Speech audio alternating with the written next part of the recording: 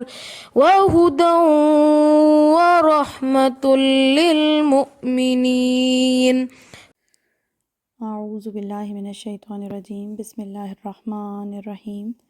آیت نمبر 38۔ اس میں بھی انہی لوگوں کی بات ہو رہی ہے جو پچھلی آیت میں بات ہو رہی تھی نا، کہ اللہ کن لوگوں کو پسند نہیں کرتے، جو تکبر کرنے والے ہیں، اپنی بڑائی پر فخر کرنے والے ہیں، مغرور لوگ، تکبر کرنے والے، بخل کرتے ہیں، لوگوں کو ان کا حق نہیں دیتے۔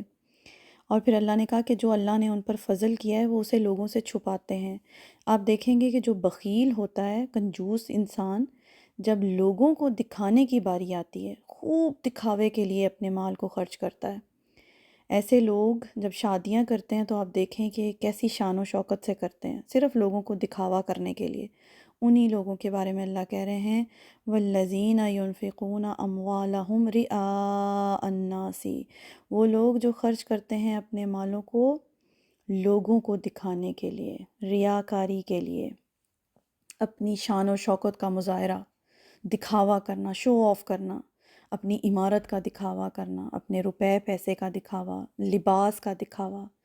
اور اتنے افسوس کی بات ہے کہ یہ بیماری اب ہماری سوسائٹیز میں اتنی جڑ پکڑ گئی ہے۔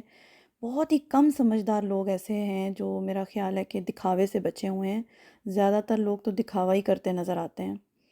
خیر، ہم سب کو اپنی اپنی فکر کرنی ہے۔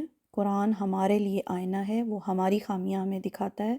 دوسروں کو جج نہیں کرنا چاہیے۔ ہمارے اندر اگر دکھاوا ہے تو اس کو کیسے اس کا علاج ہوگا اور کیسے اس کو نکالنا ہے، یہ ہمیں اس پر غور کرنا ہے۔ اللہ کہتے ہیں وہ اپنے مالوں کو لوگوں کو دکھاوا کرنے کے لیے خرچ کرتا ہے، وَلَا يُؤْمِنُونَ بِاللَّهِ وَلَا بِالْيَوْمِ الْآخِرِ، اور نہیں وہ ایمان رکھتے اللہ پر اور نہ ہی یوم آخرت پر۔ یعنی ایسے لوگ جو شو آف کرتے ہیں وہ نہ اللہ پر ایمان رکھتے ہیں نہ یوم آخرت پر، یعنی ان کا ایمان ہی مشکوک ہے۔ کس قدر الارمنگ بات ہے۔ یعنی انسان نیکی کے کام کس لیے کرتا ہے؟ دو ہی ریزنز کے لیے کرتا ہے نا، کہ اللہ کی خوشی حاصل ہو اور آخرت میں اس کی جزا اسے مل جائے۔ لیکن اگر نیت، کوئی بھی کام کرنے کی نیت اگر یہ نہیں ہے کہ اللہ خوش ہو، لوگوں کو دکھانے کے لیے کوئی کام کیا، تو نہ تو اللہ پر ایمان رہا نہ ہی آخرت پر۔ نیکی کے بڑے بڑے کام بھی بالکل ضائع ہو جاتے ہیں، بے فائدہ ہو جاتے ہیں، اگر یہ دو مقصد نہیں ہیں۔ کون سے دو مقصد؟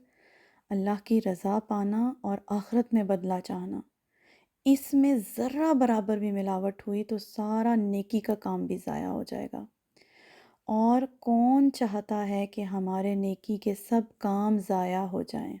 کون چاہتا ہے؟ ہمارا سب سے بڑا دشمن شیطان۔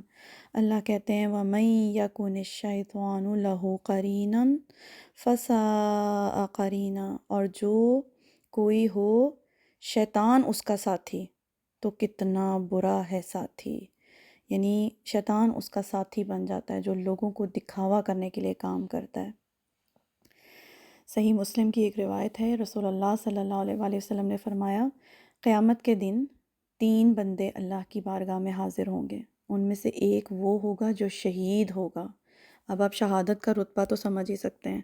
شہید آئے گا، اللہ تعالیٰ اسے اپنی نعمتیں یاد کروائے گا، وہ ان سب نعمتوں کا اقرار کرے گا، تو پھر اللہ پوچھے گا کہ تو نے یہ سب نعمتیں پا کر میرے لیے کیا کیا؟ وہ کہے گا یا اللہ میں نے تیری راستے میں، تیری راہ میں جان دے دی۔ اللہ فرمائے گا تو جھوٹا ہے، تو نے جان اس لیے دی تھی کہ لوگ تجھے بہادر کہیں، لوگ تجھے شہید کہیں، تو بہادر کہلوایا جا چکا۔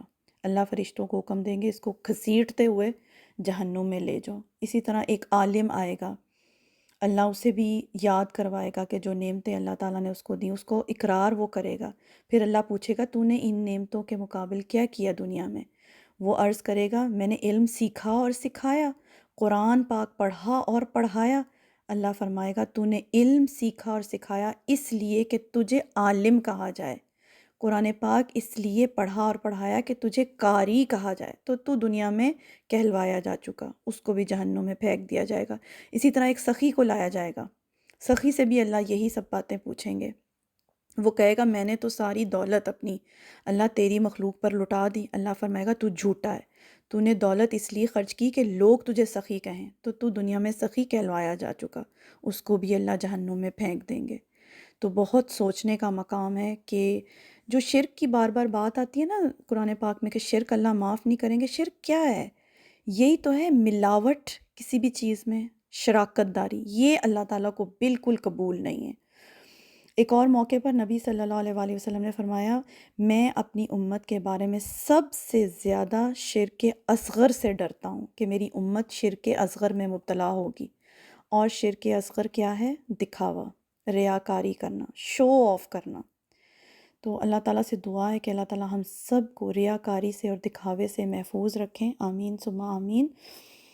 آج کے لیے اتنا ہی۔ سبحانک اللہم و بحمدک، اشہد ان لا الہ الا انت، استغفرک و اتوب الیک۔